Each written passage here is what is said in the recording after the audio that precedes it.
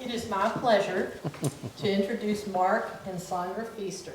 They have lived at Bowman's Crossing for 32 years, and they own and operate Stone Ridge Horse Stables. The reason that you heard them giggle is because I've known the Feasters probably for 20 years, with Mark and Saundra coaching our children in lacrosse, and they were quite involved in the Edinburg Duck swim team. Mark has been retired for 10 years from the Fairfax County Fire and Rescue. Along with his love of local history and his background in architecture and construction, he and Saundra tackled, I thought it was 5 years, but the date he's got on the screen is showing a little bit more. They tackled this project that I found out about last spring when I received a phone call from Mark. I can't remember exactly how it went, but it was something like, "Suzanne, are you related to Solomon Gundy Clark?" Kind of took me back a little bit. Yeah, he's my great-grandfather. No, he's my great-great-grandfather. And Terry Hockman sitting here, Solomon Gundy Clark is also his great-great-grandfather. And Mark says, "Well, I've reconstructed his cabin." I'm thinking, really? Where? I didn't even know he had a cabin. And I did talk with my mother, and she has some vague recollections of it. Mark and Saundra gave us, my mom and I, a tour last year. And that's where I end my story, and Mark and Saundra will tell the rest.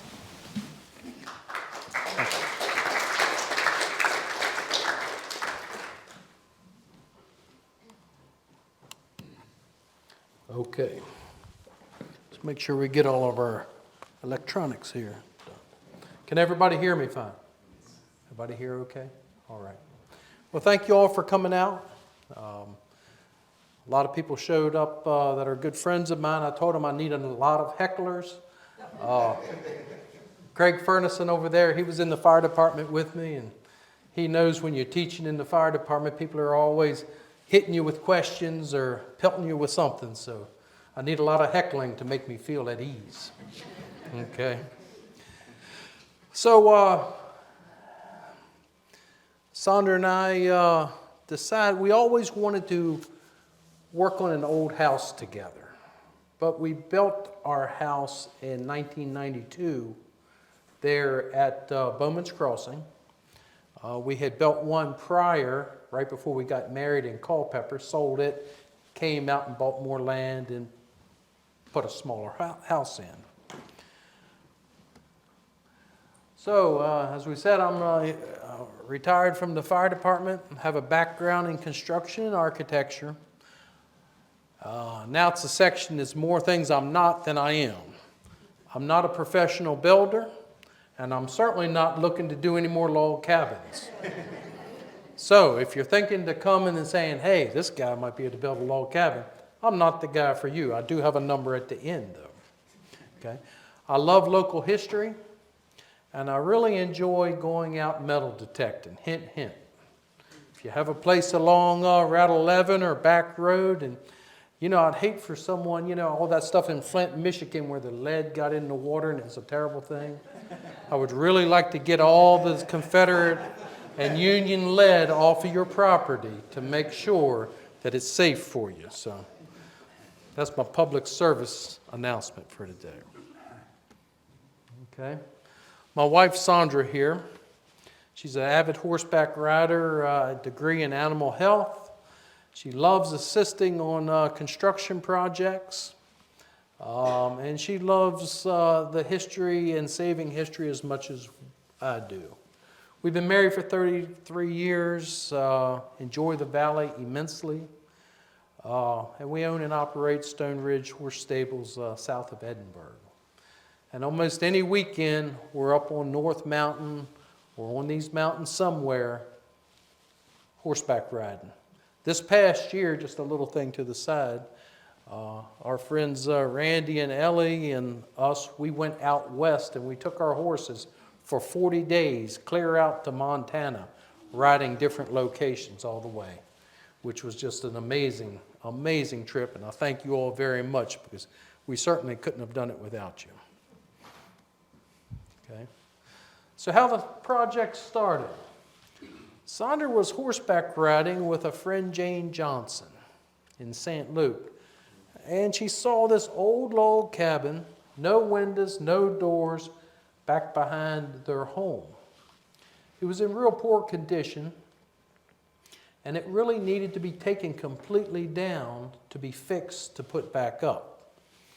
So Saundra asked him, well, what do y'all plan on doing with it? And they said, well, we're going to burn it down. And Saundra said, whoa, I've always wanted to work on an old log cabin. Let me talk to Mark. He's retired. This would be a great project. This will be a good marriage building experience. So we'd like to thank Kenny and Jane Johnson for the opportunity that they have given us to work on this log cabin. Okay. We had never worked on a 150-year-old plus structure. Safety was a major concern, like with the fire department. There was holes, nails, animals. There was a buzzard living in the roof in the attic. And I wanted to make sure that we saved everything we could so we could put it back into the home. And we saved almost everything. And how could we properly do this home justice? You know, we knew somebody lived there that loved it, just didn't know at this point who it was. Okay? We've been watching barnwood builders and how they go out and tear these buildings down and put them up. Well, it became quite evident after about 2 years why you don't see them finish them. You see them put them up and leave, right? So that's where the work really starts. So this is a picture of the structure many years ago. This side here faced North Mountain back there in Stoltz Gap. And you see the little addition that's built that's coming towards you. It had very poor flashing. It probably had great flashing at one time. But the water got back in and rotted a lot of the logs. Okay? It's another side of it. You'll see that in a minute. Another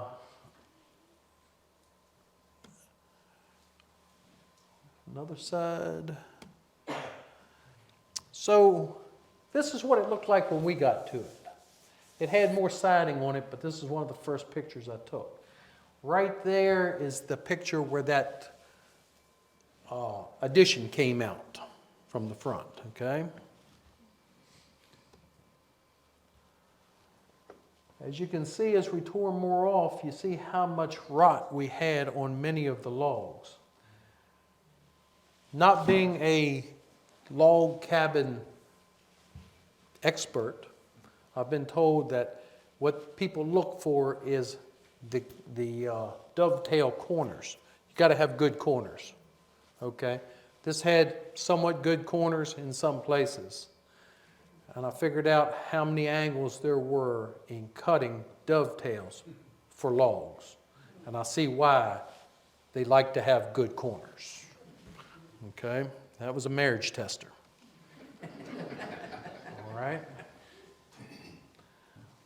Underneath the crawl space, there were logs with metal sticking out on them on each end, with lots of nails and wood pieces sticking out that they would hang their meat on underneath of there that had been salted and cured.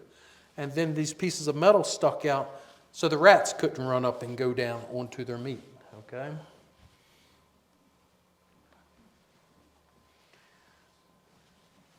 This side had no windows at all, and all the logs were in pretty good shape. Remember this picture, okay? So inside, as Saundra says, at some point it became unfashionable to live in a log cabin. So they put lath up, they put plaster up, they put 2 or 3 things of wallpaper up. So it all had to be torn out, okay? Which that was quite the project. You know, it's all whitewashed. Okay? So in the fire department, as Craig can tell you, we do a lot of salvage and overhaul, it's called. Once the fire's out, then you got to tear everything out. It's just nothing but bull work, dirty work, to make sure that you got all the fire out and there's no ashes or nothing in there. Well, in the fire department, you know, if somebody is just going at it, you call them a beast. You know, you're a beast. Man, that's like a big compliment. When you tell your wife that, she don't quite look at it as the same way as the firemen do. Just something to think about there.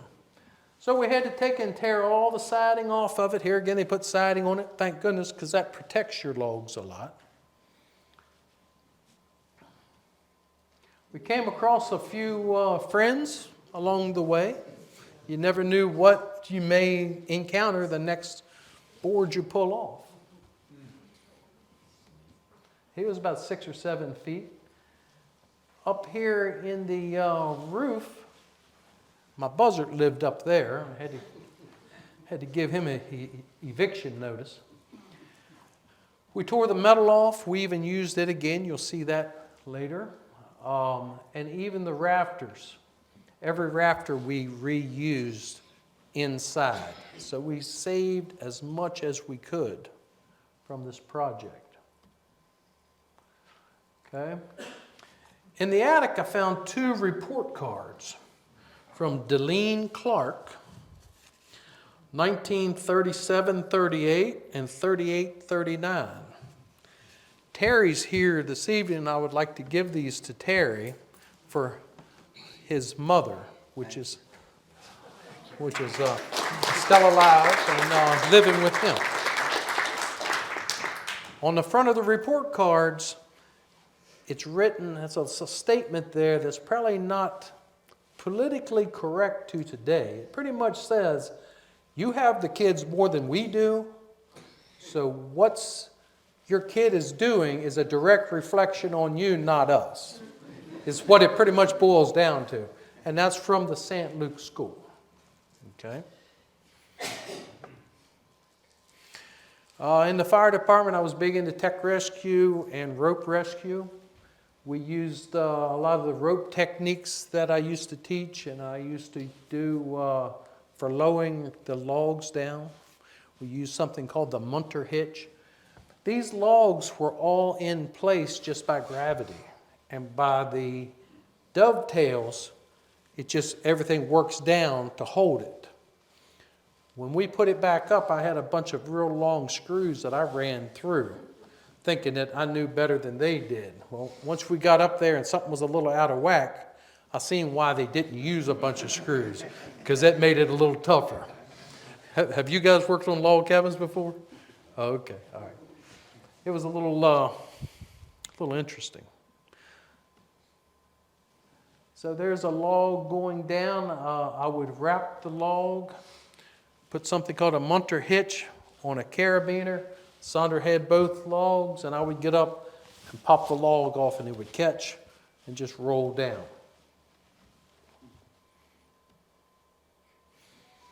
And then we'd have to go down and unhook the logs.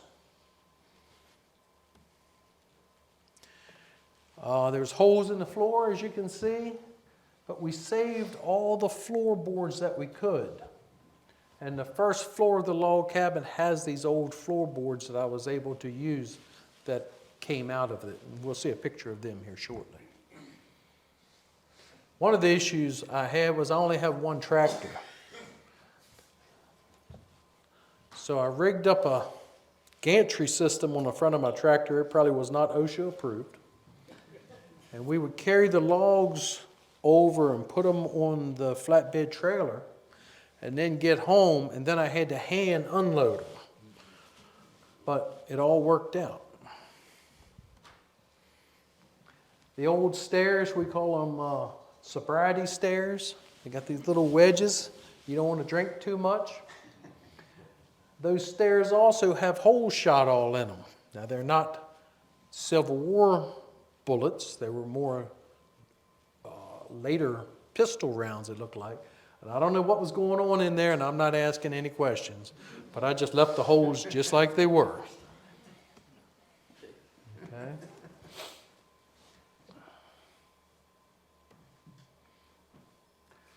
So here again, you know, as I say, we saved everything we could as it was coming down. You're like, oh my goodness, you know, quite the operation. As we talked about the dovetails, that's about 7 different angles there. And when you have a log up in the air and you're trying to cut all of those, and it goes on the back and you have it in the front, it just didn't work. So we finally figured out that we'll hook it onto the tractor and get it in the same location as it goes, and that made it simpler. But those were some marriage testers. Sometimes we would get 1 log up in a day, and that was enough. It's time to go do something else. You know, it's just one of those things that I've told people, if somebody said, hey, Mark, tear down this log cabin and put it up on my property, I would have probably went bankrupt twice, you know, because I just didn't realize how much time that it would take to tackle a project and how many things you got to figure out, because I've never done this before. Okay. So we labeled all the logs, saved as much of the home as possible.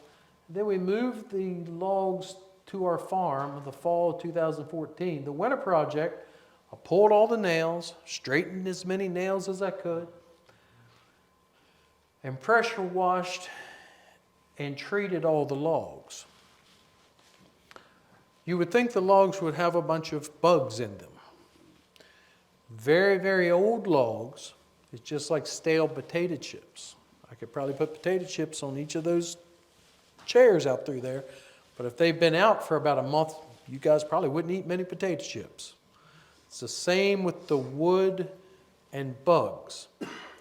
As long as they're somewhat dry and they're old, bugs don't have much to do with them. I had to get a few newer logs, and those are the ones that I really had to be very careful with. But well, I sprayed it down. Then once I got the whole log cabin up, I went back in with a pressure sprayer and sprayed it again. So the rebuild started. I was kind of nervous and concerned, to be perfectly honest with you. Never did anything quite like this. The other problem I had that I never thought was an issue until the Snyders were over there from Fort Valley, they're the ones that did my block work, is it's 17 by 23. Well, it's such a small footprint, everything you do, everything's in your way. It's not like you have a lot of room to move around, and you have to be very careful and think about the next step upon where you're placing things. So that was pretty tough. Saundra was like, oh, you got this. And I'm like, yeah, okay. We'll try our best. As we went up, of course, we put boards up, made sure everything was square and level all the way around, put a modern subfloor in, and a few times Saundra says, listen, they built this thing so long ago, it'll be okay. It don't have to be exact. But anytime you're doing a building project, if you don't get it exact when you start it, as it comes up, it's going to get worse and worse and worse. So, pretty amazing, actually, how square everything came out. Had plenty of help. That cat there rides on my Kawasaki mule when I feed horses twice a day. Just like a dog. That cat rides with me all the time. Somebody will come to the farm and they're like, wow, look at that. And it's almost like a Chevrolet commercial. I'm like, what? You know, I truly, the cat's always there. You know? It was a slow process. We used chainsaw for a lot of it. I had pretty much power tool out there known to man But the only thing that really worked was a good sharp chainsaw on these logs. I had about 4 chains, and they were constantly being taken to the shop. If you needed to widen something, or if you wanted to make a window out of a door out of a window, you just fire your chainsaw up and chop them up. Can't be too scared of heights. That's a walkout basement. It's kind of strange for a log cabin, but our concern was we didn't know how many logs we would actually be able to use. So I said, well, the piece of property lends itself very well for a walkout basement. So if we only have enough logs to do 1 story, at least we'll have the basement and 1 story. But as you can see, mission creep kind of happened, and we went up to 2 stories. As you can see, some of the logs really don't match. Well, some of the logs, once the numbering system, as we were coming up, I would find a log, oh, this one's not good, and this is going to be on the 1st floor. So I would pull logs from other places. So the numbering went okay. If it was a better log cabin, it would have worked a lot better. But it all came together pretty well. Okay, a little bit more every day.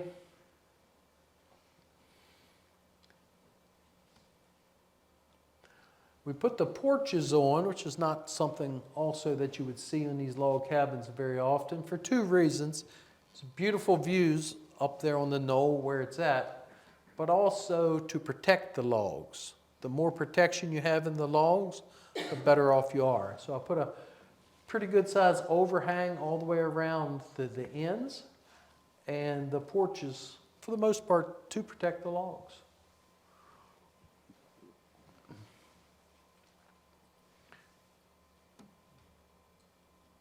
The high lift really became an intricate part of this operation. It was kind of funny.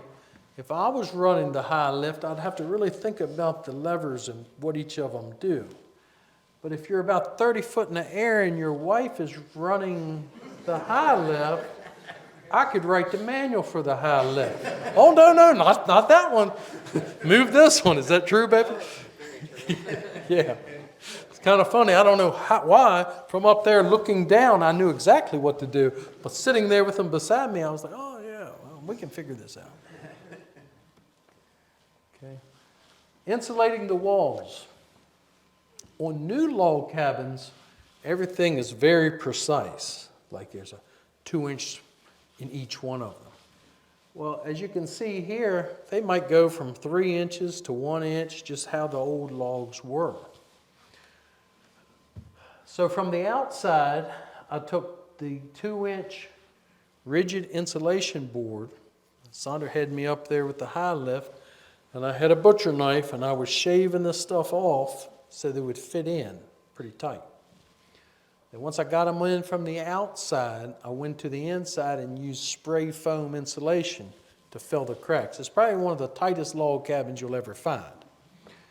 Okay. Of course, you had about every 2 feet, I ran blocks up to make sure that everything was held in place. And then on the inside, I put 1-inch rigid insulation. A lot of people put these up and use a lime concrete mixture for their chinking. We use permachink. And the stuff is almost, you get it in 5-gallon buckets. It's extremely expensive, but it lasts forever, or for a long, long time. So we decided to do the permachink. I meant to bring a piece. It's only like 3/8 inch thick, and you trowel it on, and then you spray it, and with a brush, you smooth it out. But that adheres to the logs, and then if you have any movement, it stretches. It can stretch up to 100%. If you had concrete, as soon as it stretches a little bit, you get a crack and you get water into your logs. And I didn't want to be every 10 years up there chiseling it all out and redoing it. The other thing kind of interesting about the insulation of these log homes is the logs themselves, oak logs versus pine logs, or hardwood logs versus softwood logs. Most of these are pine. Pine logs have twice the R value insulation as a hardwood log does. That is why they make insulation out of like the fibrous batten board that's light, because air is your best insulator. And by the pine being lighter, it has more air pockets in it. As far as the pegs go, if you have softwood logs, you use hardwood pegs. If you have hardwood logs, you would use softwood pegs. So you learn quite a bit. We got a wagon wheel light. This is kind of a story all in itself. Across the road from our farm, it's a big old farm, and it has a large barn with a cistern out from it that all the water would go into. So when our kids were about, I don't know, about this high, we walked over there, and the wife was with us. I looked out there, and you could throw a rock, and then you'd hear it hit the water. And that old wagon wheel was precariously sitting on these old floor joists. So I told Saundra, I said, I'm going to crawl out there and get that wagon wheel before it falls in the water. Now, if I fall through, there's a rope over at the barn and an old wooden ladder. Drag it over here, throw it down here to me. I should be all right. If not, y'all going to have to run and get help, you know. She kind of gave me that look like, uh-huh. So we put it up and went and bought a big chandelier from Lowe's and tore the chandelier completely apart and started drilling holes and made our own wagon wheel light there. The fireplace, we have a lot of the architectural stone. I'm fairly decent, I guess, at putting that up. It came from her father's home. I had to paint a couple metal roofs for it, but I got it. But how all the stone and everything came out, it worked out pretty well. Now this is the wall. Remember I said, remember the picture of all the logs. So what I did was, we cut the logs off at 18 inches. So then that gave me all those original logs to replace the rotten logs. All right. So that was kind of a precarious situation. You go and you got to find ways of doing this. When I started pricing original logs, people wanted like $20 a foot for them. So that wasn't happening. So I said, well, shoot, I'll just stone that whole side, and then I got all these logs for $20 a foot that I can use other places. This would be a good time to hit that. Well, no, let me go forward here. So, Saundra wanted a cross. If you can look up there kind of high towards the top, I got like about 6 rocks going straight up and 2 going across, and that's our cross on the top.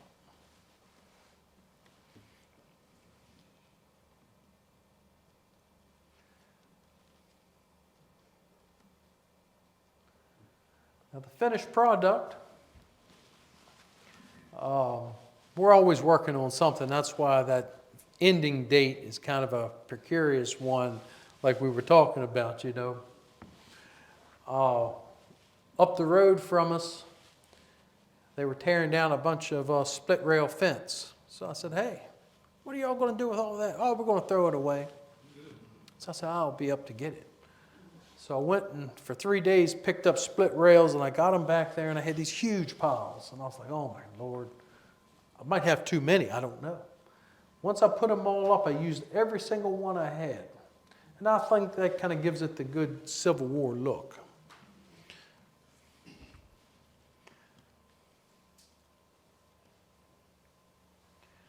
It was enjoyable.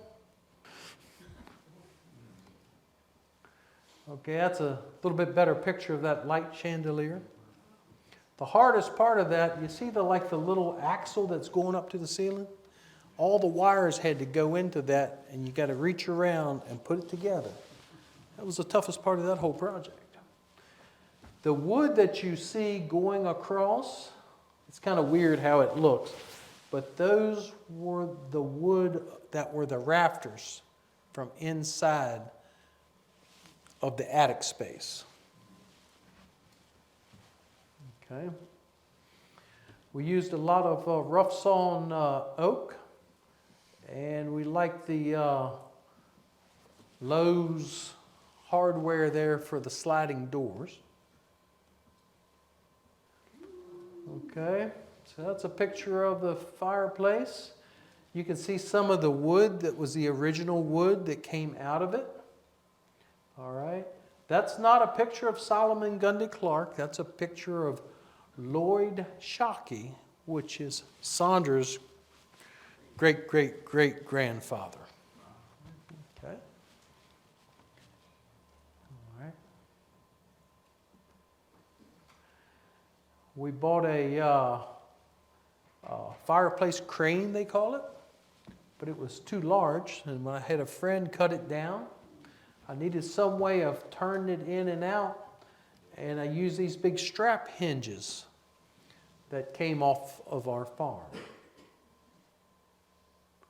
That's a picture of it at night with the lanterns.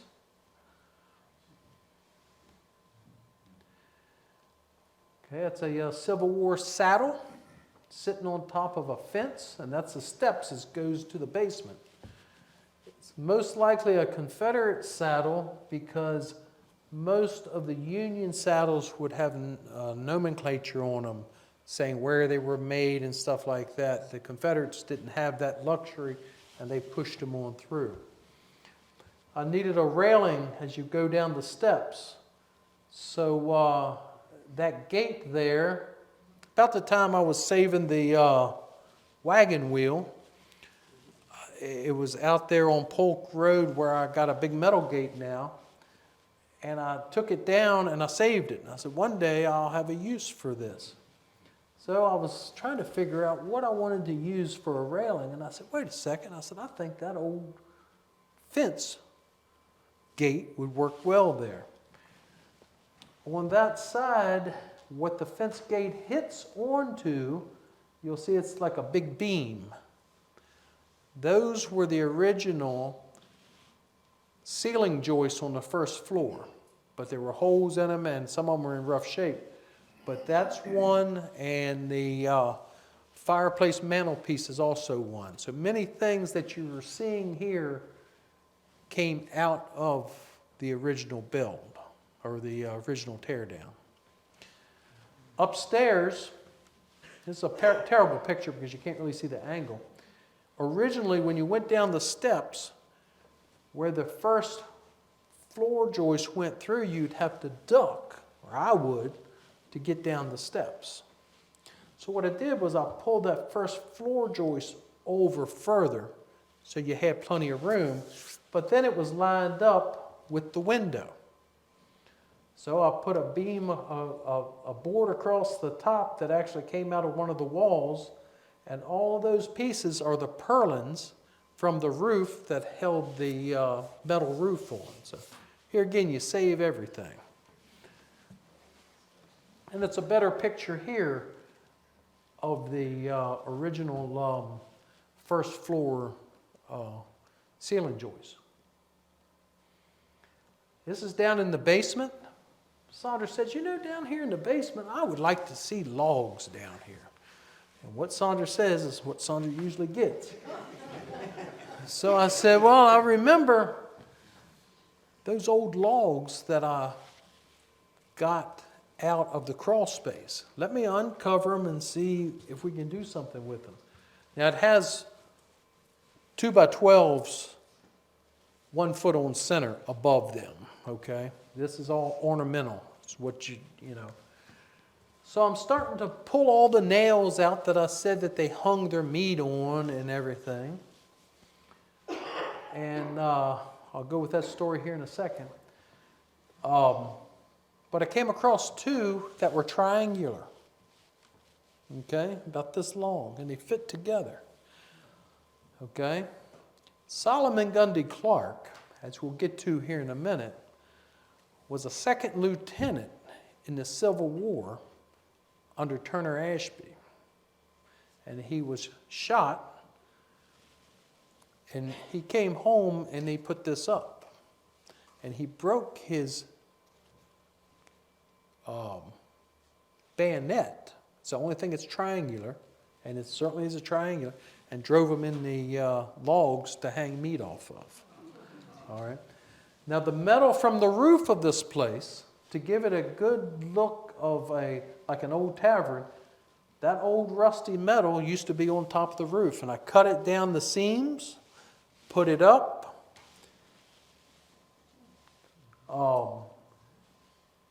covered the gaps up with old oak, and then wound everything right up tight, if that makes sense. So right there is one of the pieces of the bayonet. That was his. It's another picture of the floor. When I had to cut the stuff down. Some of it was like 14, 16, 18 inches wide. I had to cut it down because my planer is 12 inches.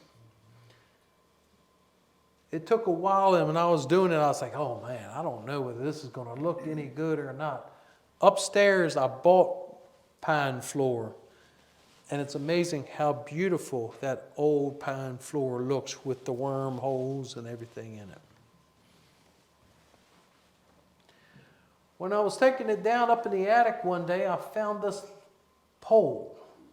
I'm not sure what it was. I have no idea. It might have been a dipping pole when they used to dip suckers out of the river. I don't know what it was. But I said, you know what? One day that might come in handy in this thing. So going down in the basement, neither end is cut, and it was the perfect length as a hand railing for going down in the basement. I like my old hornet's nest. We probably got 6 or 8 of them throughout. I kind of think it might even be good for an anti-theft device. If somebody's sneaking around in there and see a big hornet's nest, they might think twice. One day, Randy and Ellie came by the house, and they had this big, huge logs in the back of their truck. And Randy said, hey, why don't you get these cut up? You can use them in your log cabin. Well, Randy don't realize that I don't have a 100 horsepower tractor. The log probably weighed more than my whole tractor weighed, you know. So we made a phone call, and I don't know, some of y'all may know Gary George, and he has a sawmill, and he cut the logs up for us. And the one he cut up, I said, cut it all the way, and when you get to the center, leave me a 2-inch thick slab, everything else 1 inch. And that's the wood that Randy dropped off, and I cut a hole for the sink, and I put a Jim Beam barrel underneath of it. And it's actually a real Jim Beam barrel that's burnt inside. And that's where I got that wood. It came out pretty unique. Okay.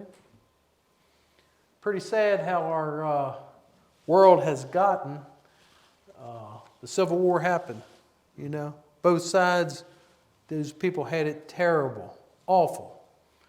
So I was looking for a piece of artwork, and a Clark County school teacher gave me a great deal on this picture. Him and his wife both are school teachers. They had that piece of artwork, and they were afraid somebody would see it and cause a problem for them at work. So it has a nice place now. Saundra wanted some dry stacked rock. So I did my little bit of dry stack. It came out okay there in the basement.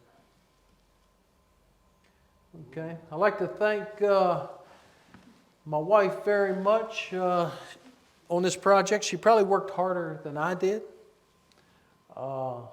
That's what she said. She did. I'm telling you. I'd still be working on it. I might have the roof on it by now if it wasn't for her. But she kept me going. I think she recognized I had a little bit more PTSD than I probably thought I did myself. And she thought this would be good therapy. And it certainly was. Or it might have been, I won't let my PTSD show again because I don't want to do another one. I'm not 100% sure. But babe, thank you very much for all your help. Okay.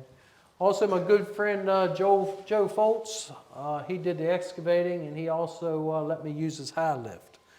And that was a huge help. Okay, the history of the home. Hey, here we go, right? Huh? Okay, where this is located, it's the upper portion of Narrow Passage Creek. So how the creek comes around, the lot is very easy to find on maps. So I just got some information. So this here is actually old information now from Terry that I did not know until about an hour ago. Originally, my thought was that I did find on a plot map at the courthouse that there were 2 homes here in the 1840s. And then the 1885 atlas shows 1 home belonging to S.G. Clark. It's actually S.C. Clark, but I think that was a typo. And the logs were numbered, which was very unusual because if you were cutting the logs, bringing them out, and cutting them for each place, there would be no reason to number logs. So my original thought was that he took a log cabin down, and he combined the 2 to make this one. What Terry has told me this evening is it was a very early kit house. And they bought the house, and his cousin had another house that was actually in the area also. And there were 2 identical houses. What we want to do is the other house is gone, but the foundation may be there. So what we want to do is go out and measure the foundation to see if that is the case. Okay?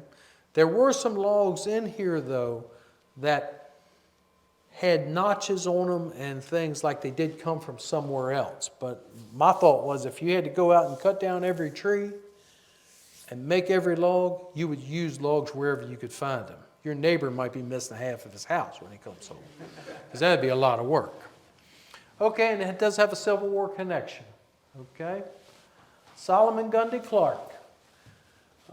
Suzanne there's a direct relative, as she kind of stole my thunder there a little while ago. It's her great-great-grandfather. And one day we were riding, I think, with the horses, and I was like, this is Sam Clark. I said, we were talking, I said, I wonder if it's any connection to Solomon Gundy Clark. So I got on Ancestry.com and started fishing around a little bit, and I thought it was, but I wasn't sure. So out of the blue, I called Suzanne and say, hey, you know anything about a Solomon Gundy Clark? And they certainly did. They're big into their genealogy of their family, which is awesome. And she even brought me a notebook all about Solomon Gundy Clark. There's no picture of him. I would have loved to have had a picture of what he looked like, but there's no picture. Okay? So he was born on July 31st, 1828 in Centerville. And as ironically as it is, he actually lived in the stone house at Manassas Battlefield when he was young. Okay? You guys have probably seen that multiple times right there at 234 and 29. Okay? About no more than a quarter of a mile from that location is where Stonewall Jackson got his name of Stonewall. Okay? He was living in Shenandoah County in 1850 for the census. He married Harriet Fadley in 1851. They had 6 children in 12 years. That was before TVs. So, passed away December 28th, 1903 at age 75 in St. Luke, likely in this log cabin. And he's buried there at St. Luke in the cemetery. Okay. So he enlisted June 15th, 1861 at the age of 32. The 7th Virginia Cavalry under Turner Ashby, which he actually named one of his sons Turner Ashby Clark. Company C, the Shenandoah Rangers. He was shot April 2nd, 1862, and he left the service October 21st, 1862, rank of 2nd lieutenant. Now, his brother fought for the Union. Wasn't tremendously unusual. In my family, I have found 1 or 2 instances of that. But remember that for this next couple slides. So your brother's fighting for the other side. So you probably know what regiment your brother is in. Okay. So in that notebook that Suzanne dropped off, it was a little pamphlet, small book, of recollections of the Valley at War. And it was written by a guy, believe it or not, was beside Solomon Gundy Clark when he got shot. Okay, what's the chances of that? And on the north end of Stephen City, what is written there is Solomon was an old deer hunter, and he was using a Colt revolving rifle, which is pictured there, and he was taking careful aim, and he winced, turned his horse, and rode back. And on his side, he had a knife with a buckhorn handle. The bullet from a Union gun hit the buckhorn handle, split, and cut him in the stomach and gave him a hernia. Now, just surmising here, if your sibling was on the other side, if your brother was on the other side, and you knew maybe it was his regiment, I don't know. Was he taking a extra long time to pull that trigger because he didn't want to hurt his brother? Possible. Who knows? Heck, his brother's bullet might have been what got him. Who knows? Okay. I found with decent evidence that he got $270 payment when he left the Confederacy. This is where it comes into kind of old information. Pretty certain he came home and combined the 2 homes. And I thought his descendants lived in the home until the 1960s, but they moved out in 1949. And they moved into a kid house similar to a Sears house right down below that Kenny and Jane Johnson live in now. Okay. Terry can remember going into the log cabin when he was a kid with his grandfather, right? Yeah.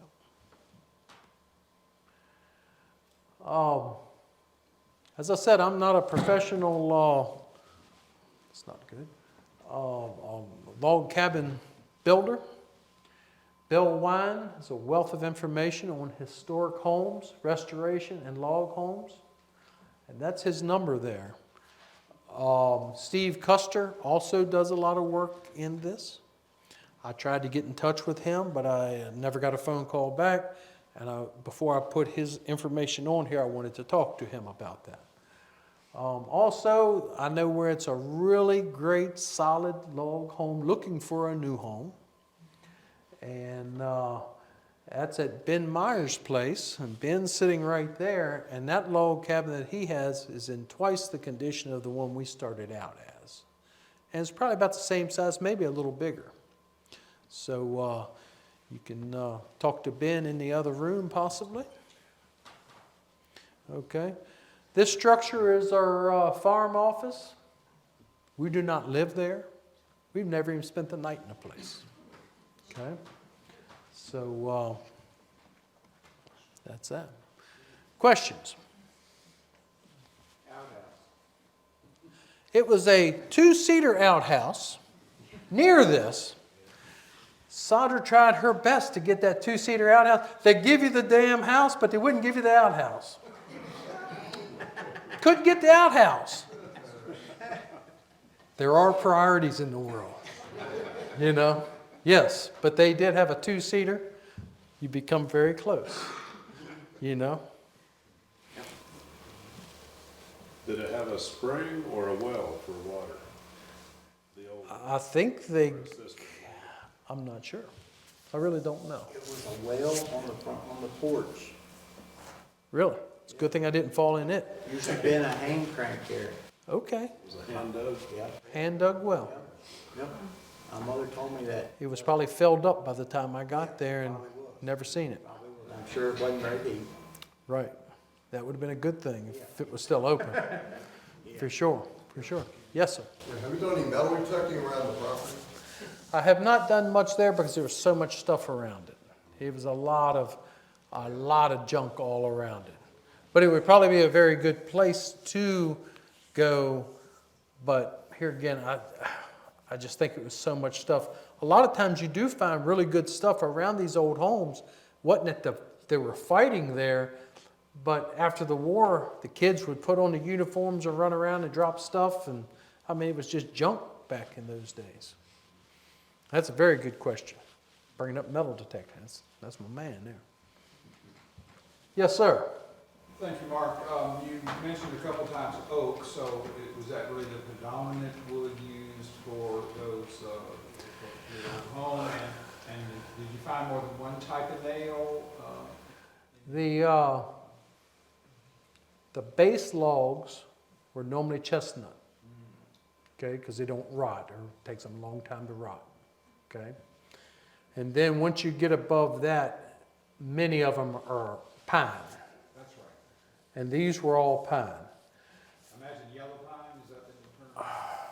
I imagine Pine, it's, there's not much around, but I imagine it's whatever kind of pine they could find. it's really straight and tall. Yeah, you know, I didn't really hit on it, but we had it all up and it kind of looked a little mismatched. You've seen some of the pictures where the logs never really matched. Well, we went to Lowe's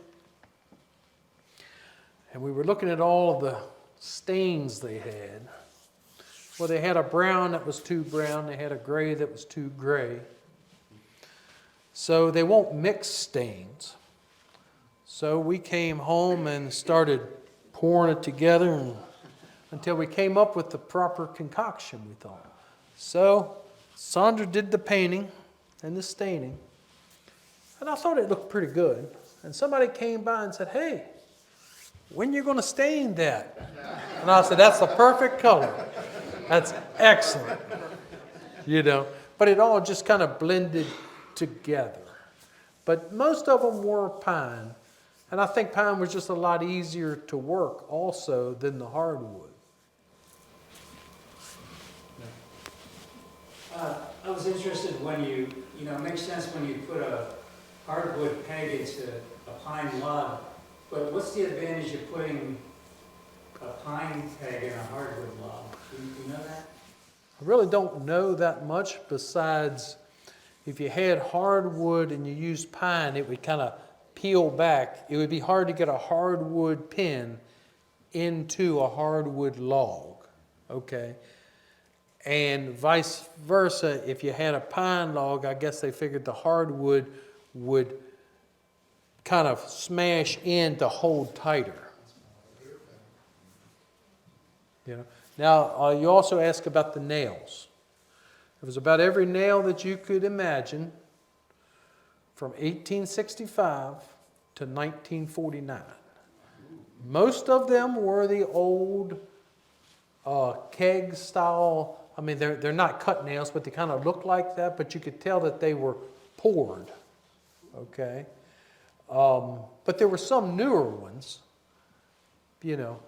There was also one of the interesting things about this place is on the second floor, If you know anything about construction, you know that like a masonry chimney goes clear to the foundation because of the weight of it.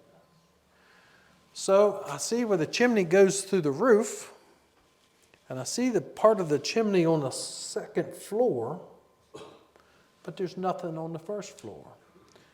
And what they did was they came up with a box about this high that was over top the bearing wall on the first floor, put sand down, put fire bricks, and that's where the chimney started to go up through the roof. Well, it did them a few things I'm looking at is, number one, you probably had to make a lot of your own bricks. Okay, so bricks were not plentiful like you're going to go to Lowe's and get a couple piles of them. They had not a fireplace, but they had wood stoves, 3 of them that I could figure on the first floor. The flues would come up through the floor to the second floor and then go into that chimney. There was 3 holes. Okay, so not only did you get the heat off of the stove, you got the heat off the pipe, and then where it turns and went in. It was also probably a very good training lesson for the kids. Don't touch that because that is hot. I told you it was hot. Okay? But around each of those holes that come through the floor, you had alligator charring. It got that hot around it. And it's a wonder the place didn't burn down. And that could have been easily what happened to its twin house, possibly. You know, and there was another area that we seen where it was quite a bit of fire had burned on the side, like maybe it was a candle or something left too close, you know. But that's the one positive on log cabins, is there's such a mass that even if it caught on fire, it takes it a long time for it to heat up. You know, it's almost like fireproofing in a way. A lot of the mills that you see, you go down here to Edinburg Mill and you'll see the sides of these big logs, a lot of times the big beams are 45'd off. Okay, they're not, don't come out to like sharp edges. And one of the reasons why they did that was by 45'ing them off, it takes a lot more to get it burning than that little edge sticking out. So it's like early fireproofing. Okay. Yes, sir. Speaking of that, did you have to meet any building codes? This is my farm structure. It's my farm office. The problem with it is, and I hate saying this, is you can't use the old steps. You'd have to have every log engineered. An engineer has to say every log's okay. You know what I mean? So that's one of the reasons why we don't live in it. And it's our farm structure / somewhat of a museum. People collect art and this and that and the other from the Civil War. Heck, we collect the whole house. You know? And the main thing was I wanted to save it from getting bulldozed down or burned down, which happens every day to so many of our structures in this beautiful county. Okay? What was objectionable in that picture that somebody wouldn't like? I couldn't see it. Oh, it was it's the Confederates getting on a train to go to the first Battle of Manassas. So his concern was him and his wife were both school teachers. And if somebody came to their house and seen that, this was 2 or 3 years ago, about the time of George Floyd and all this other stuff, he was concerned that he would just rather just get it out and have it go to a good place that'll be displayed. That's the world we live in. I probably should leave it at that. Okay, thank you very much.